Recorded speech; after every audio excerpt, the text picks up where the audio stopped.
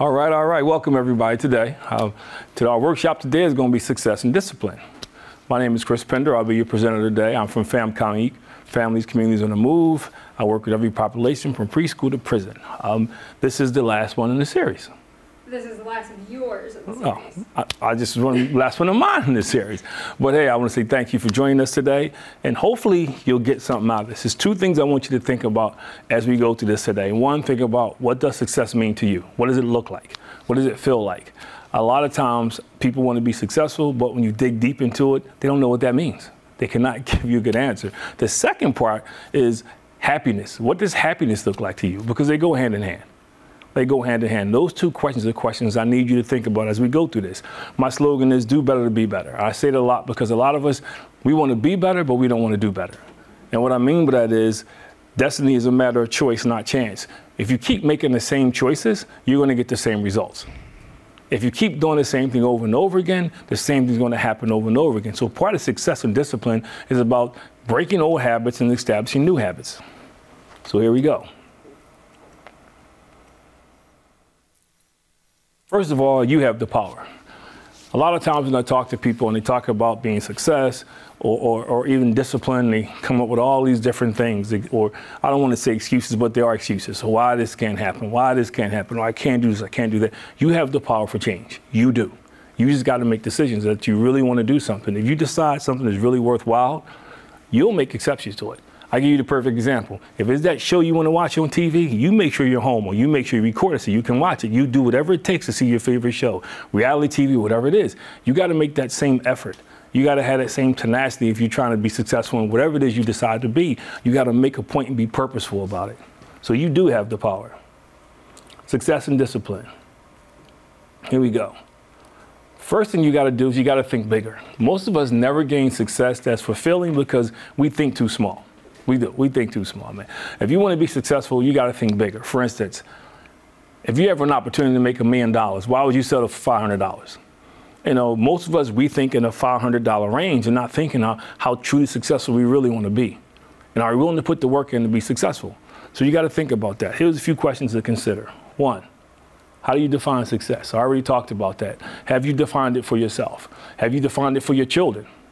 Have you sat down with your children and had a conversation around what success looks like? What does it mean to be successful? And success is different for everybody. For instance, I have 3 adult kids, and they're successful in 3 totally different ways. I consider myself somewhat successful. I own my own business. I do some consulting work. I do after-school programming. I do a lot of stuff. But there's some people who may be happy working a 9-to-5 job and getting the things they want out of life, consider that successful. So don't take success and tie it into somebody else. It has to be tied into you. What does success look like to you? Do you have a vision for what your future will look like? I say this all the time, man.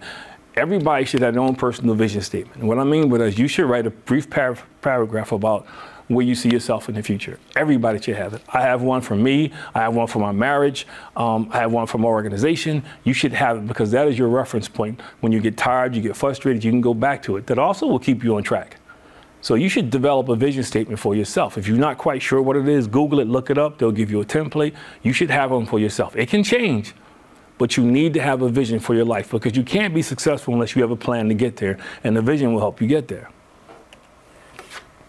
Are you willing to make the sacrifices needed to be successful? Most people I talk to don't want to sacrifice. They want to be successful. For instance, my day starts at 4:30 in the morning. Some people think that's crazy, but apparently a few people think that's crazy. But I wake up every day without an alarm clock, every day. Unfortunately, Saturday and Sunday, the same routine. I don't get out of bed on Saturday and Sunday, but I do. I wake up 4:30 in the morning. I got the same routine pretty much every morning. I get up in the morning, I get myself together, I shower, do what I got to do, get my clothes on, go downstairs. I have my devotion time. I set that aside. Every morning, don't miss it. I make breakfast for my wife and I, and then I go through my emails, what I need to do today, my to-do list, my day starts every day. Anybody who knows me well knows that's what I'm doing that time of day. So that's how you set the template to be successful. So you can't say I'm gonna do this today, then maybe I'll get to it tomorrow because things happen, and as things happen, things are gonna start to get pushed to the side. Next thing you know, 2 weeks down the road, something didn't get done. Perfect example. If you do your to-do list, you write down 10 things to do, and you carry them over to anything you don't get completed, you carry over. If your list is now at 20 or 30, you're a procrastinator. You're not getting stuff done. And that'll visually show you how, if you want to be successful, the list shouldn't be growing that far. Some things need to be crossed off. So you got to make sure, man, that you do that. And that's why it's important to get the vision statement. Are you disciplined enough to be successful? And you got to be disciplined. For instance, I'm getting up at 4:30, so I can't stay up to 1 o'clock in the morning looking at TV. I can't stay up to 2 o'clock in the morning looking at reality TV. I can't do it because sooner or later I'm burning at both ends. So I had to give that up, which to me wasn't a big sacrifice, but I had to do it. So to be successful, I could be doing a lot of things right now. I'm here. And it's gorgeous outside. I could be outside. I could be going to the beach or somewhere else. So success is about being disciplined too, because sometimes you have to give up something to get something. So you got to remember that, and you have to have the ability to consistently do that. Being disciplined. You got to be on time. Are you on time? Are you teaching your kids to be on time? Do you get your kids up early enough in the morning so they have time to be on time and have breakfast, do the things they need? Or are you just rushing them out the door every day? You running behind the school bus every day. You're late everywhere you go. That's not how you're going to be successful. And discipline comes in being able to do those things you need to do. That's discipline. If you rise to the occasion and shrink to the circumstances, you hear me say this a lot.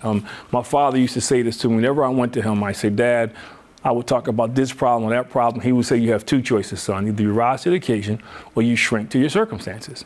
And what he meant by that was, we do have two choices. I can either rise to the occasion, do whatever I need to do, get over the hump. Maybe it's having that tough conversation with my kids.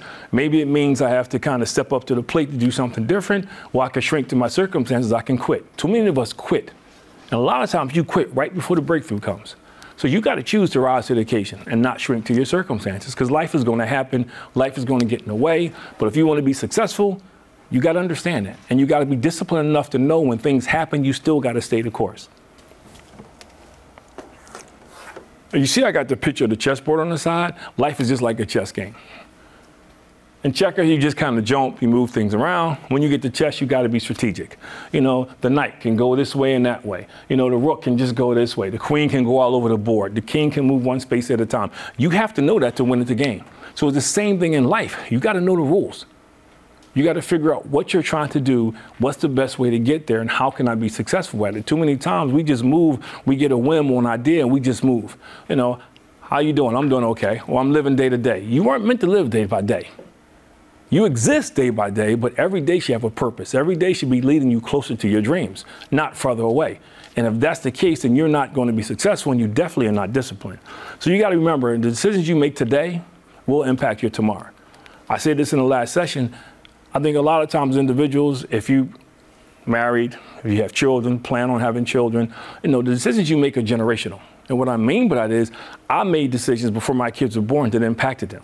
Even as I make decisions now, I impact my grandson who was 4 years old. It's generational. It's not just about you. So your success is just not tied to you. And you got to remember that. Your success is not just for you. You got to remember that. It's generational. So the decisions you make will impact tomorrow. And you make sure you're conscious of that. This is one of my favorite sayings. Your attitude impacts your aptitude, and your aptitude impacts your altitude. Your attitude is how you are. Are you rude? Are you a learner? Or are you just out there? You're always angry, got problems. That's going to impact your aptitude, which means your ability to learn. And I'm not just talking about school academics. I'm talking about life. I'm talking about learning from your mistakes. I'm talking about learning new things. I read. I have several books. Unfortunately, I'm reading several books at a time, but I read every day. I make sure I read at least a chapter in the book every day. You got to make sure, man, that you're working on your mind. A lot of us spend a lot of time in the gym, man, but we don't do much with this. You got to make sure you're working on your mind because you got to stay sharp. So I do. I read a chapter of some book every day. I make sure my attitude is one where I can learn. So if someone says something, I can glean, I can learn from that so I can get better at what I do. I just don't think I know everything. I'm always in a learning mode. So my attitude, because I'm considering myself like a sponge, also because I get along with others, I work hard at maintaining good relationships, it allows me to learn, which is my aptitude. Your aptitude will determine how far you go in life, which is your altitude. How high will you go? I know people who are brilliant people, but they never achieve their goals. They never get to the level they want to get to because they got a lousy attitude or because they can't learn anything.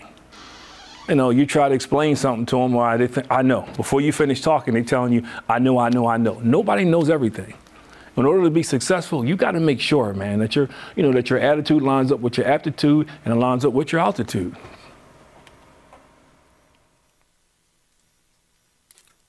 Here we go. Most individuals spend their entire lives living below their potential, thus never experiencing a fulfilled life. We do. Let me ask you a question. What is that thing that you dreamed about, that you thought about for a long time, but you're not doing it? Maybe it's something you wanted to buy, but you weren't disciplined enough to save for it. See, a lot of times, most of us, we live below what we created to do. I know when I went back to get my master's, I thought I couldn't do it, and I was probably a better student than the rest of my years in school when I went back to get it. But the point I'm making is most of us never push ourselves to be the best version of ourselves, and that's the goal. The goal is, how can you push yourself? How can you push your children to be the best version of themselves, not compared to somebody else, but of themselves? It's important that we make sure that we live a fulfilled life. And what I mean, when you live a fulfilled life, you're doing something you love to do. So that may not be you now, but that should be a goal. A fulfilled life means you're happy with yourself.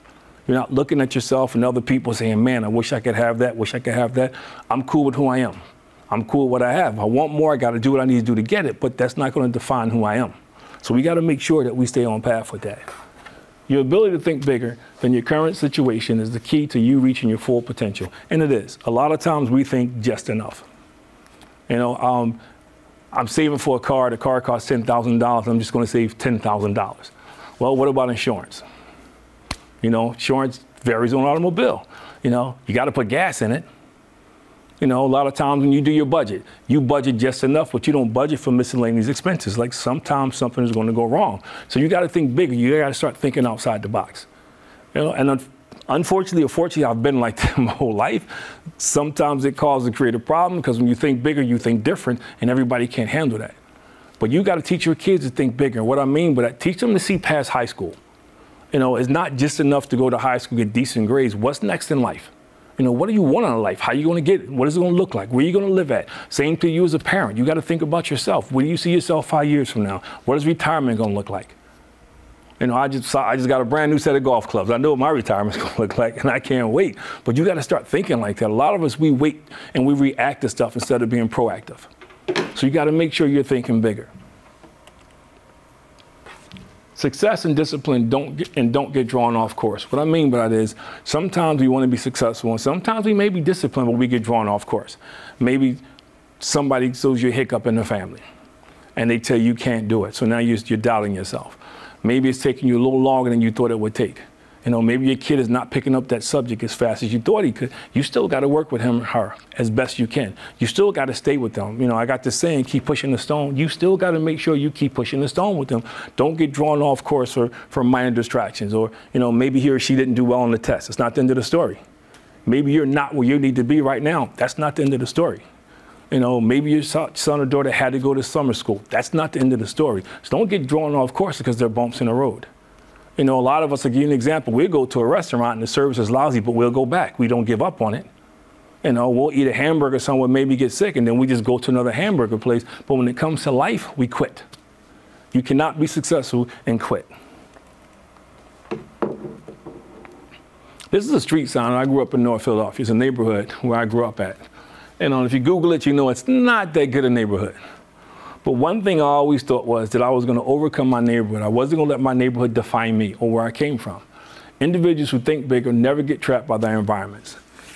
Never get trapped to a point where you live defines who you are, or where you don't live makes you think you're less than who you are.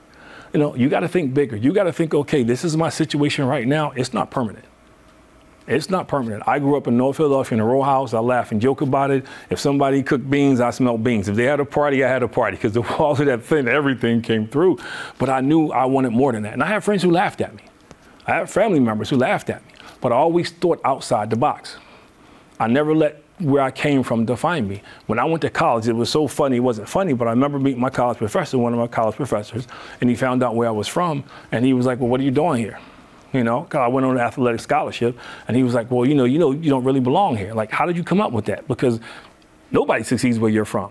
I've been having that conversation, and it was As a young man going to college at 18 years of age, it was like, wow, it was almost devastating to me. But then I began to realize that people will judge you without knowing you based on where they think you're from or your environment. You got to make sure that that's not who you are. And I meet people now who are defined by their environment. That can't be you. And you got to make sure you're teaching your children that's not them. Big thinkers. See beyond what is occurring right now to the possibilities of a better tomorrow. I don't care what your situation is today. As long as you can wake up tomorrow, you got another shot at it. You know, I don't like failure. I hate to fail. Anybody who knows you will tell you, when I was in college, if I lost a game, I cried. That's how much of a sore loser I am. That's why I don't play competitive sports now. However, I always make sure, man, that even if something happens, that I get back right up and try over again. For instance, my college coach would always tell me, the sun is going to rise tomorrow, God will, no matter how bad you play today. And that's the way life is. Tomorrow is going to come. So don't wake up tomorrow stuck on what happened today. You know, happened today, didn't work out, let it go. Don't get stuck on something that happened 5, 10 years ago that you have no control of. How can I move beyond it? How can I get better? What can I see about my tomorrow? You know, what inspires me to know tomorrow is going to be a better day?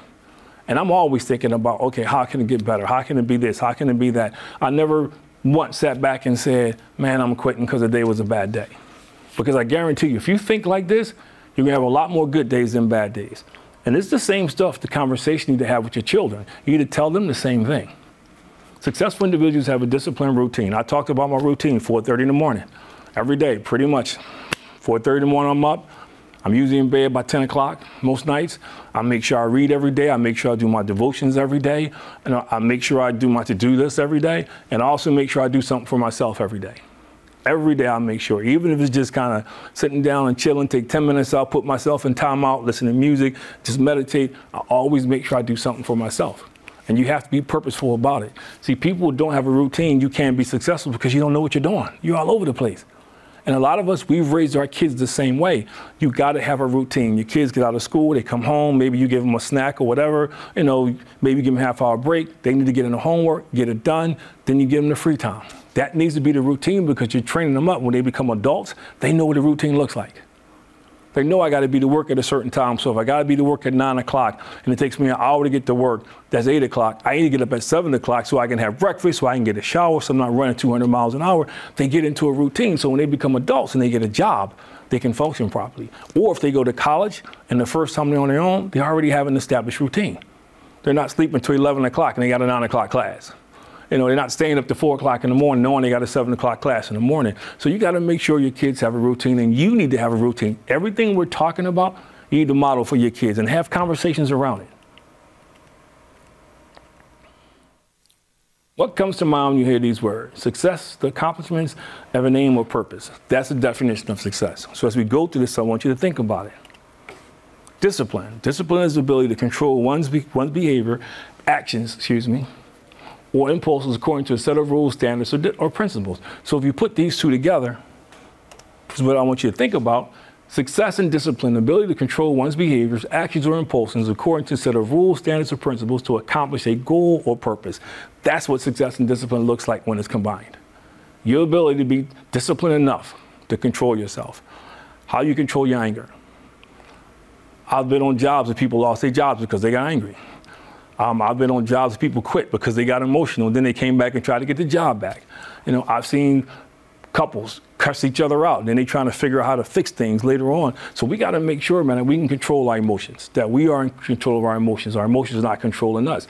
We got to make sure that even our behaviors, when I do get upset, I'm not breaking stuff, I'm not lashing out, because these are things that become habits. And a lot of times we look at teenagers and wonder where it came from. It started when they were kids, and we never did anything to help them understand discipline and success. See, discipline is not always spanking. I know we think discipline is punitive. It's not.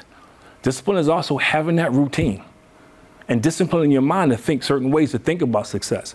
You know, and we got to make sure impulses is huge, because a lot of times as human beings, we have impulses. I'm a chocolate fanatic. So I'm the guy that I can't buy a big bar of chocolate. Rosie's laughing, because I'll eat it all. I'll buy this big bar of chocolate. I'll call myself and then leaving it downstairs. I'm going downstairs all night getting a piece of chocolate, because that's right. So now I had to be disciplined. I don't buy the big piece of chocolate. When I do, I'll break it off and I'll set up little things that I got to eat. This is going to be my portion for the day. You know, because my impulse is to get the chocolate because I know the chocolate is there. You know, my wife would get a kick out of this. I have too many pairs of sneakers. That's an impulse I've had, because when I was a kid, you know, my dad used to tease me, and tease me, but he would get on me because, you know, we couldn't afford, you know, a lot of sneakers, so we wore sneakers for a long period of time. So as an adult, man, I can afford it, so I buy sneakers. But it's an impulse.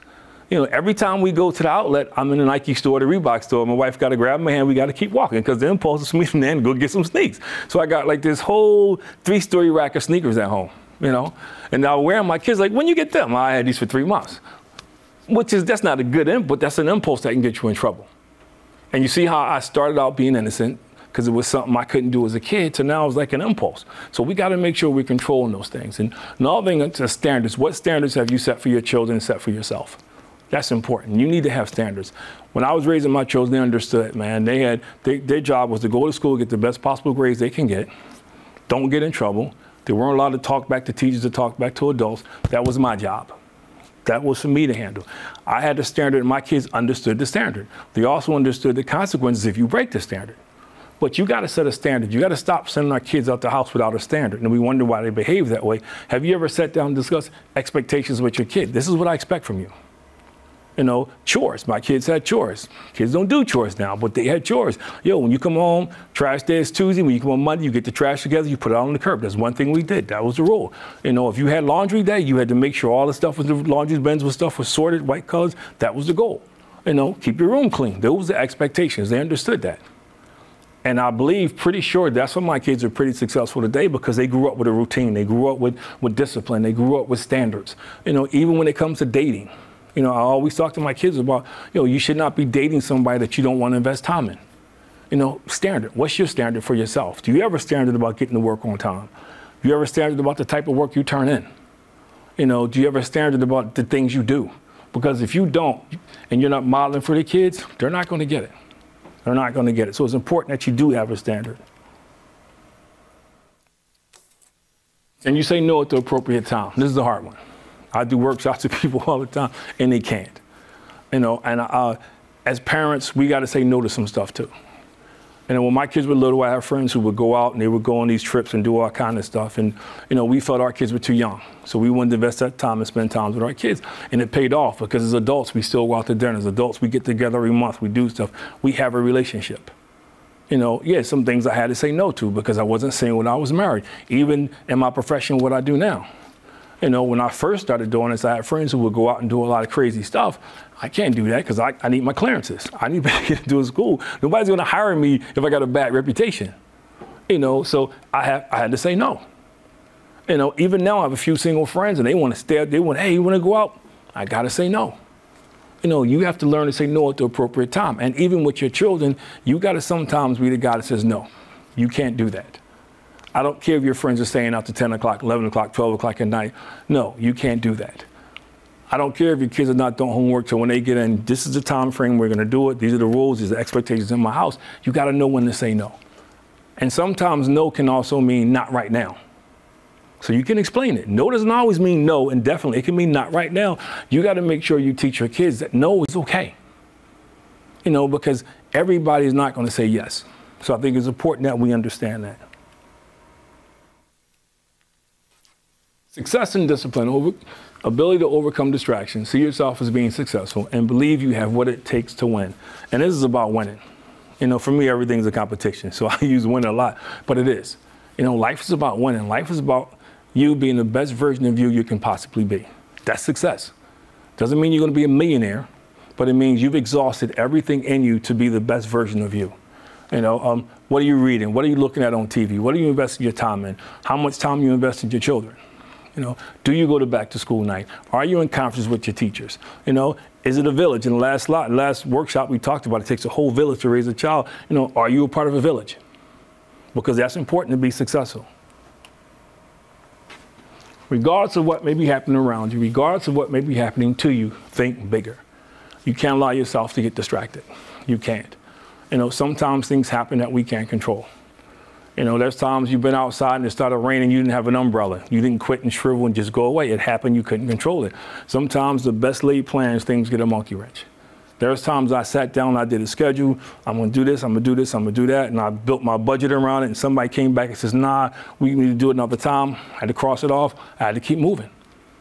You know, even in raising my kids didn't always do exactly what I asked them to do, so I had to have the ability to adjust. But I had to be consistent when I was dealing with my kids. I couldn't just be going off the rails.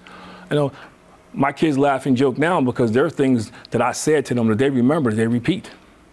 You know, I used to always tell my kids, when you think bigger, you got to count the cost. You know, what does it weigh?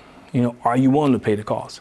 So we got to make sure, man, that we're not being distracted by things that happen to us and around us.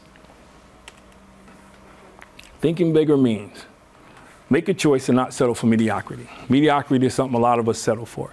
If you find yourself saying, at least my child is not as bad as so-and-so child, at least I'm not as bad as so-and-so, you settle for mediocrity. Your goal should never be established by something that's worse off than you are. Your goal should always be about above. You know, mediocrity is saying that, you know, you're not working hard enough to get what you want. So I set a goal to raise $10 million. I raised $5 million, so I'm cool because nobody else has $5 million. That's mediocrity. You know, you got to go after your goal with everything you have. You got to teach your kids that everything they do, they should give 250%, whether it's school, whether it's sports, you know, whether it's being the best version of them, they always got to go full tilt. Mediocrity should never be the choice. Don't allow the opinions and thoughts of others to impact you or how you see yourself. That is so huge because somebody's always going to see you differently than you see yourself. That's just the way it goes. The problem is when we feed into that, we give that person power, or we give those people power. And let me ask you a question. How can somebody who really doesn't know you tell you who you are? That's like me. I have an Acura. I can't take my Acura to the Jeep dealer and fix it because they don't know how to fix Acuras. They work on Jeeps. So how am I going to let somebody at the Acura or at the Jeep dealer tell me what my value is? They can't. They don't know how to fix it. So it's the same thing with us. A lot of times people make opinions. They don't know us. They don't know you. They don't know your children. They say it. And what we do is we take it and believe it. That's when we determine our outcomes. Nobody should ever determine your value. You know, think of it. I do this all the time. If I gave you $1 and I said it's $1 and I balled it up, crinkled it, threw it on the ground, spit on it, rolled it up, how much would it be worth? It's still worth $1, no matter what I do to it, right? If I ripped it and taped it back, it'd still be $1. The value of this dollar does not change, but yet you allow people to change your value after you've been through some things. We can't allow it, and we got to teach our kids, man, that even if they make mistakes, it doesn't define who they are. It's just temporary, and it doesn't decrease their value. How you see yourself is so important. Dare to dream beyond what your current environment, situation, and circumstances may be. We got to do this, and I think too many times we shoot our kids down. We don't allow them to dream. You can never be that. That's never going to happen. Nobody in their family has ever done that. Teachers have a tendency to say the same thing. You know, I always told my kids, yo, go for it, swing for it, be the best you can be.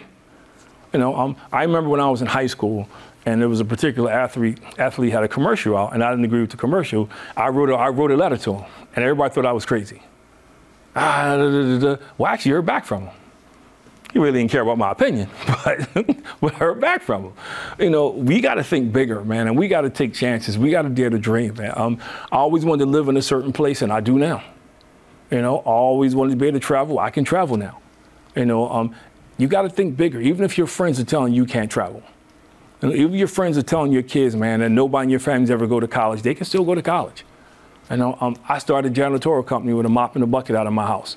My first job was make for $50 a week, cleaning friends of my office 1 day a week. When I shut it down, I was over 300,000 square feet. I had 27 people working for me. You got to dream bigger. You got to dream bigger. FAMCOM, I started the same way. People were like, that's not even a job. You know how many times I heard that? I think I'm doing pretty good. Your ability to dream beyond what other people see is going to help determine your success. Because check this out. If you dream the same way they dream, you're going to get the same thing they got. So you can look at your friends and see what they have. If that's what you want, that's okay. But if you're trying to do something bigger, and never give up. Never give up. You have to make a decision that you're going to have a discipline, good days, bad days, to do what you need to do to be successful, and that you're not going to quit. That you're going to chase your goals regardless. And you to tell your kids the same thing, never give up. I don't care if you flunk in a class. I don't care if a teacher says something negative. You know, I don't care if it's not going away. Quitting is not the answer because you never win when you quit. Two things happen when you quit. One, you quit, you leave with an emptiness or a void because you never really know if you could accomplish it. And two, man, you know, it becomes easier and easier to quit. Once you quit, it becomes easy and easy to quit everything you do. There's no stick-to-itiveness. There's nothing that say, I need you to work harder, or I can work harder. There's nothing to push yourself because you did it. You already quit. So just remember, if you want to be successful, you got to have discipline. If you want to have discipline, you got to make the sacrifice. This was my contact information up there. And I thank you guys again.